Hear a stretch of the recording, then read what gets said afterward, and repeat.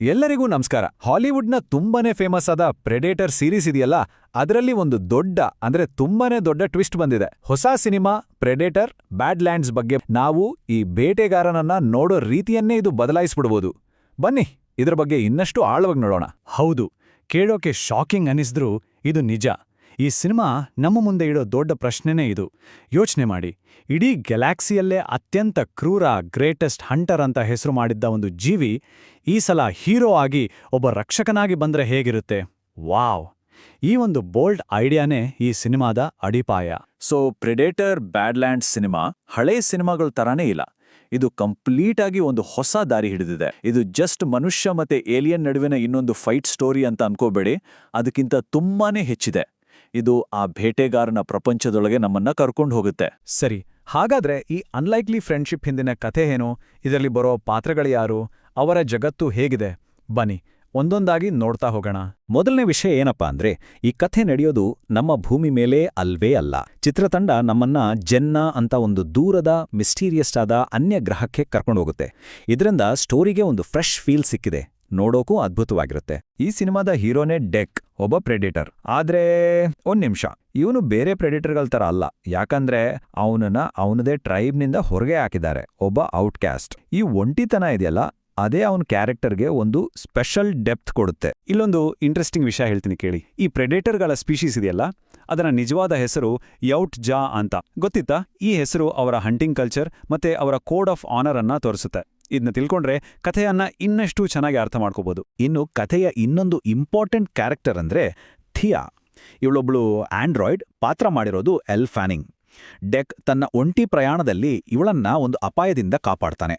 ಅಲ್ಲಿಂದ ಶುರುವಾಗತ್ ನೋಡಿ ಅವರಿಬ್ಬರ ವಿಚಿತ್ರವಾದ ಆದ್ರೆ ಸ್ಟ್ರಾಂಗ್ ಆದ ಒಂದು ಫ್ರೆಂಡ್ಶಿಪ್. ಸೊ ಒಟ್ಟಾರೆಯಾಗಿ ಈ ಸಿನಿಮಾದ ಹಾರ್ಟ್ ಇರೋದೇ ಒಬ್ಬ ಯೌಟ್ಸಾ ಮತ್ತೆ ಒಬ್ಬ ಆಂಡ್ರಾಯ್ಡ್ ನಡುವಿನ ಬಾಂಡಿಂಗಲ್ಲಿ.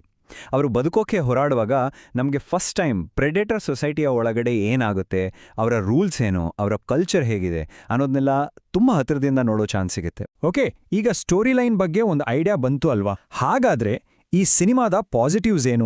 ಯಾವ ವಿಷಯಗಳು ತುಂಬಾನೇ ಚೆನ್ನಾಗಿ ವರ್ಕೌಟ್ ಆಗಿವೆ ಅದನ್ನ ನೋಡೋಣ ಬನ್ನಿ. ಮೇಯ್ನ್ ಆಗಿ 4 ಪಾಯಿಂಟ್ಸ್ ತುಂಬಾನೇ ಇಂಪ್ರೆಸಿವ್ ಆಗಿವೆ. ಒಂದು, ಇದು ಪ್ರೆಡೇಟರ್ ಯೂನಿವರ್ಸ್ಗೆ ಒಂದು ಹೊಸ ಡೈಮೆನ್ಷನ್ ಕೊಡುತ್ತೆ. ಅಂದ್ರೆ ಬರೀ ಹಂಟಿಂಗ್ ಅಷ್ಟೇ ಅಲ್ಲ, ಅದರಾಚೆಗೂ ಒಂದು ಪ್ರಪಂಚ ಇದೆ ಅಂತ ತೋರಿಸುತ್ತೆ. 2, ಡೆಕ್ ಮತ್ತೆ ಥಿಯಾ ನಡುವಿನ ಕೆಮಿಸ್ಟ್ರಿ, ಏಲಿಯನ್ ಮತ್ತೆ ಆಂಡ್ರಾಯ್ಡ್ ನಡುವೆ, ಅಬ್ಬಾ, ಅದು ಕಥೆಗೆ ಎಮೋಷನಲ್ ಟಚ್ ಕೊಡುತ್ತೆ. 3, ಆ ಜೆನ್ನಾ ಪ್ಲಾನೆಟ್ ಇದೆಯಲ್ಲ, ಅದರ ವಿಜುವಲ್ಸ್, VFX ನಿಜಕ್ಕೂ ಕಣ್ಣಿಗೆ ಹಬ್ಬ. ಇನ್ ಕೊನೆಯದಾಗಿ ಸಿನಿಮಾ ಡೈರೆಕ್ಟರ್ ಡ್ಯಾನ್ ಟ್ರಾಕ್ಟನ್ಬರ್ಗ್ ಅವರ ಡೈರೆಕ್ಷನ್ ಮತ್ತೊಮ್ಮೆ ಸೂಪರ್ ಆಗಿದೆ. ಈ ಒಂದು ಮಾತಿದೆಯಲ್ಲ, ಇದು ಇಡೀ ಸಿನಿಮಾದ ಸಾರಾಂಶವನ್ನೇ ಹೇಳ್ಬಿಡುತ್ತೆ. ಇದುವರೆಗೂ ನಾವು ಪ್ರೆಡೇಟರ್ನನ್ನ ಒಂದು ಕಿಲ್ಲಿಂಗ್ ಮಷಿನ್ ತರಾನೇ ನೋಡಿದ್ವಿ. ಆದ್ರೆ ಈ ಸಿನಿಮಾ ಪ್ರೆಡೇಟರ್ಗೆ ಒಂದು ಮನಸ್ಸಿದೆ, ಅದಕ್ಕೊಂದು ಕೋಡ್ ಆಫ್ ಆನರ್ ಇದೆ, ಒಂದು ಸಂಸ್ಕೃತಿ ಇದೆ ಅಂತ ತೋರಿಸುತ್ತೆ. ಅದು ಬರೀ ಒಂದು ಕ್ರೂರ ಪ್ರಾಣಿ ಅಲ್ಲ, ಅದಕ್ಕೂ ಒಂದು ಸೊಸೈಟಿ ಇದೆ ಅಂತ ನಮಗ ಅರ್ಥ ಮಾಡಿಸ್ತೆ. ಸರಿ, ಪಾಸಿಟಿವ್ಸ್ ಆಯ್ತು. ಪ್ರತಿಯೊಂದು ಸಿನಿಮಾದಲ್ಲೂ ಕೆಲವು ವೀಕ್ ಪಾಯಿಂಟ್ಸ್ ಇರುತ್ತಲ್ವಾ? ಹಾಗೆ ಈ ಸಿನಿಮಾದಲ್ಲಿ ಕೆಲವು ಜನರಿಗೆ, ಅದರಲ್ಲೂ ಈ ಸೀರೀಸ್ನ ಹಾರ್ಡ್ಕೋರ್ ಫ್ಯಾನ್ಸ್ಗೆ ಯಾವುದು ಇಷ್ಟ ಆಗದೆ ಇರ್ಬೋದು ಅಂತ ನೋಡೋಣ.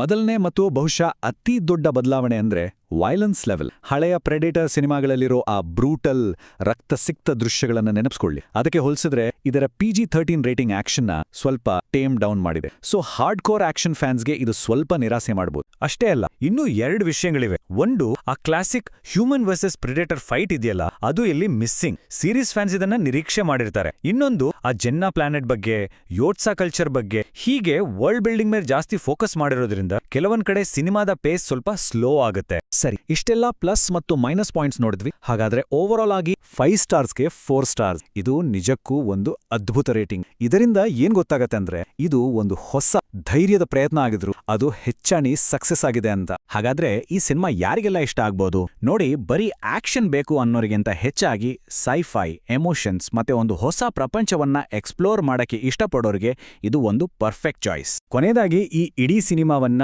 ಒಂದೇ ಲೈನ್ನಲ್ಲಿ ಹೇಳೋದಾದ್ರೆ ಅದು ಇದೆ. ಈ ಸಾರಿ ಪ್ರೆಡೇಟರ್ ವಿಲನ್ ಅಲ್ಲ, ಅವನು ಹೀರೋ ಆಗಿ ಬರ್ತಿದ್ದಾನೆ. ವಾವ್! ಇಷ್ಟು ವರ್ಷ ನಾವು ಯಾರನ್ನ ವಿಲನ್ ಆಗಿ ಒಂದು ಭಯದ ಸಿಂಬಲ್ ಆಗಿ ನೋಡ್ತಾ ಇದ್ವೋ, ಅವನು ಈಗ ಹೀರೋ. ಇದಕ್ಕಿಂತ ದೊಡ್ಡ ಚೇಂಜ್ ಇನ್ನೇನು ಬೇಕು? ಇದೇ ಬ್ಯಾಡ್ಲ್ಯಾಂಡ್ಸ್ನ ಅತಿ ದೊಡ್ಡ ವಿಶೇಷತೆ. ಹಾಗಾದ್ರೆ ಈ ದೊಡ್ಡ ಬದಲಾವಣೆಯ ನಂತರ ಪ್ರೆಡೇಟರ್ ಫ್ರಾಂಚೈಸ್ನ ಭವಿಷ್ಯ ಏನಾಗ್ಬೋದು? ವಿಲನ್ ಆಗಿ ಶುರುವಾದ ಈ ಪಾತ್ರದ ಪಯಣ ಹೀರೋ ಆಗಿಯೇ ಮುಂದುವರಿಯುತ್ತಾ? ಈ ಬೇಟೆಗಾರನ ಜರ್ನಿ ಇಲ್ಲಿಗೆ ಮುಗಿದಿಲ್ಲ. ಬಹುಶಃ ಇದು ಪ್ರೆಡೇಟರ್ ಯೂನಿವರ್ಸ್ನ ಒಂದು ಹೊಸ ಚಾಪ್ಟರ್ನ ಆರಂಭವೇ ಇರಬಹುದು. ಏನಂತೀಯಾ?